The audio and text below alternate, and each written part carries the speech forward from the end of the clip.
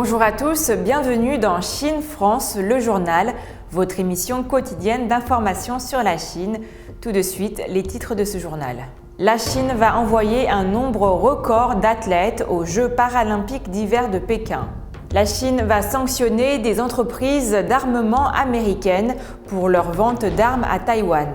Dans le sud de la Chine, environ 30 000 habitants sont touchés par le froid extrême. La Chine enverra un nombre record de 96 athlètes pour participer aux prochains Jeux paralympiques d'hiver de Pékin qui débuteront le 4 mars. La délégation chinoise, la 6e que la Chine enverra aux Jeux paralympiques d'hiver depuis 2002, a été officiellement constituée le 21 février à Pékin.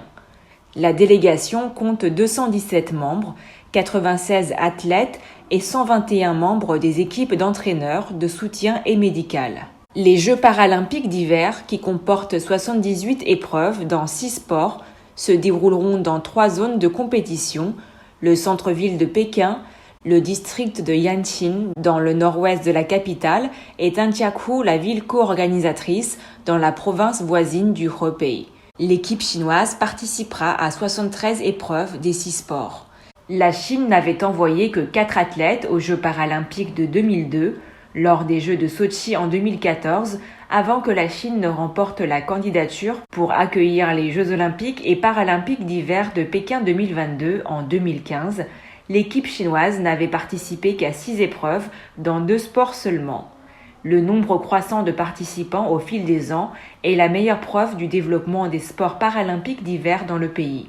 L'âge moyen des athlètes de l'équipe chinoise est de 25 ans, le plus âgé étant le skieur alpin Zhang Haiyun, 45 ans, et le plus jeune étant le snowboarder Keng Hanhong, 17 ans. Les para-athlètes chinois viennent de 12 provinces, régions autonomes et municipalités. Ce sont des sportifs amateurs, étudiants, agriculteurs, salariés d'entreprises et indépendants.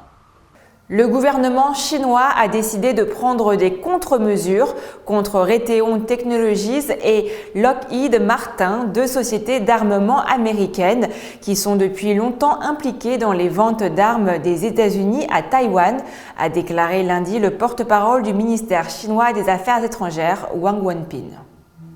Cette décision intervient 2 semaines après que les États-Unis ont annoncé une vente militaire de 100 millions de dollars à Taïwan, ce qui a suscité l'opposition et la condamnation de la Chine. Les sanctions ont été décidées conformément à la loi chinoise contre les sanctions étrangères et visent à sauvegarder la souveraineté et les intérêts de sécurité du pays, a indiqué le porte-parole du ministère chinois des Affaires étrangères lors d'une conférence de presse. La vente d'armes par les États-Unis à la région chinoise de Taïwan viole le principe d'une seule Chine et les stipulations des 3 communiqués conjoints sino-américains, en particulier celui signé le 17 août 1982, et porte gravement atteinte à la souveraineté et à la sécurité de la Chine et aux relations sino-américaines, ainsi qu'à la paix et la stabilité à travers le détroit de Taïwan, a avancé le porte-parole. La Chine exhorte une fois de plus le gouvernement américain et les parties concernées à respecter le principe d'une seule Chine et les stipulations des 3 communiqués conjoints sino-américains, à cesser de vendre des armes à Taïwan et à rompre les liens militaires américano-taïwanais, a poursuivi le porte-parole. La Chine continuera de prendre toutes les mesures nécessaires en fonction de l'évolution de la situation pour protéger sa souveraineté et sa sécurité, a-t-il ajouté. Lundi marquait le 50e anniversaire de la visite en Chine du président américain Richard Nixon.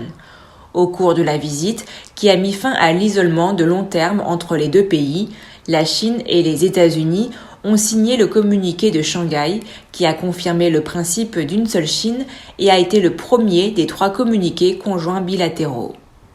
Lundi à 17h, environ 30 000 habitants de la région autonome Zhuang du Guangxi dans le sud de la Chine ont été touchés par le froid extrême depuis le 18 février, a indiqué mardi le département de gestion des urgences de la région. Le froid a également endommagé plus de 196 hectares de cultures, dont environ 7 hectares ont été détruits. Certaines zones montagneuses du nord de la région ont signalé des routes glacées ou du grésil. Selon le département, 9 villes et 23 régions de niveau de district du Guangxi ont enregistré des pertes économiques directes totales de plus de 25,8 millions de yuans, soit environ 4 millions de dollars, causées par cette série de conditions météorologiques extrêmes. La Chine a continué à voir un marché immobilier généralement stable en janvier. Les prix des logements neufs dans 4 villes de premier rang, à savoir Pékin, Shanghai, Shenzhen et Guangzhou, ont légèrement progressé de 0,6% en glissement mensuel en janvier, selon les données statistiques du Bureau d'État des statistiques. Plus précisément, les prix des logements neufs à Pékin et à Shanghai ont respectivement augmenté de 1% et de 0,6% en glissement annuel, tandis que les prix à Guangzhou et à Shenzhen ont augmenté de 0,5% chacun. Au total, 31 villes de second rang ont rapporté une hausse mensuelle de 0,1% des prix des logements neufs et 35 villes de troisième rang ont vu une baisse mensuelle de 0,2% des prix des logements neufs en janvier. Comme pour les prix des logements neufs, l'évolution des prix sur le marché des logements anciens a également divergé, les villes de premier rang ayant enregistré de légères hausses de prix et les villes de deuxième et troisième rang des baisses de prix. Les prix des logements anciens dans les 4 villes de premier rang ont augmenté de 0,1% en glissement annuel, soit le même taux de croissance que celui enregistré en décembre de l'année dernière. Les données du Bureau d'État des statistiques montrent également qu'en janvier, les prix des logements anciens dans les 4 villes de deuxième rang ont légèrement baissé de 0,2%, tandis que ceux des villes de troisième rang ont diminué de 0,4% en glissement annuel. C'est la fin de votre journal. Merci à tous de l'avoir suivi. N'hésitez pas à vous abonner à la chaîne YouTube de Mandarin TV et également à activer la petite clochette de notification pour ne rien rater. Très belle journée et très belle soirée à tous.